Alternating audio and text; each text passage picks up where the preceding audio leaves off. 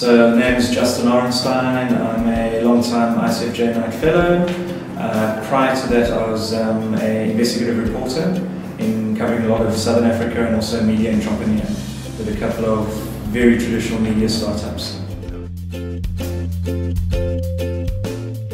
We're kickstarting a Code for Nigeria program, which is looking at building everything from sensors, air quality sensors and drone projects to help citizens kind of protect their quality of life and lived life, meaning environment, air quality and so forth, through to better ways for them to engage with accountability tools with media partners.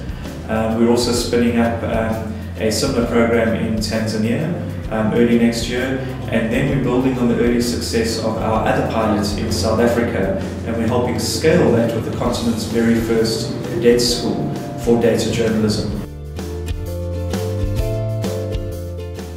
Initially we started working with newsrooms to try and help them leapfrog this economic disruption that's happened because of the penetration of internet. And the disruption is not just how people produce journalism or how audiences consume it, but also a massive disruption of the business model. So over the last 4 years we've been working with newsrooms to explore new engagement strategies with audiences and then ways to build new business models around that. And that's transitioned into realizing that more and more of the work that we do is being data driven. So we've pioneered data journalism initiatives right across Africa, in many cases kickstarting the very first experiments with them.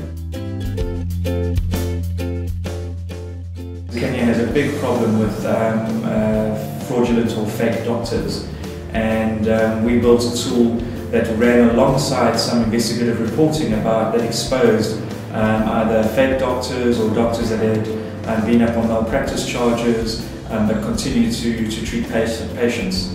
And we built a tool then that allowed people to look up their own doctors to see firstly if they were legitimate, if they were qualified, and secondly to see if they were in good standing. You could read a story while you're sitting in the waiting room of your own doctor and then suddenly realize, hell, I'm exposing myself to potential danger here. And then simply by sending an SMS, you could find out at a very personal and very local level how that story impacted on your own lives. So data is an incredibly powerful tool for personalizing stories and making them more immediate and more relevant to individual readers. But what it also does is it helps journalists actually substantiate their reporting in a far more kind of structured way. So one of the big problems with journalism in Africa has been that there's been very little evidence-based reporting.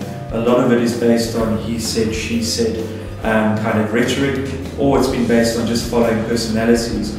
These new data tools are allowing us to do deep analysis and deep dives into societal issues.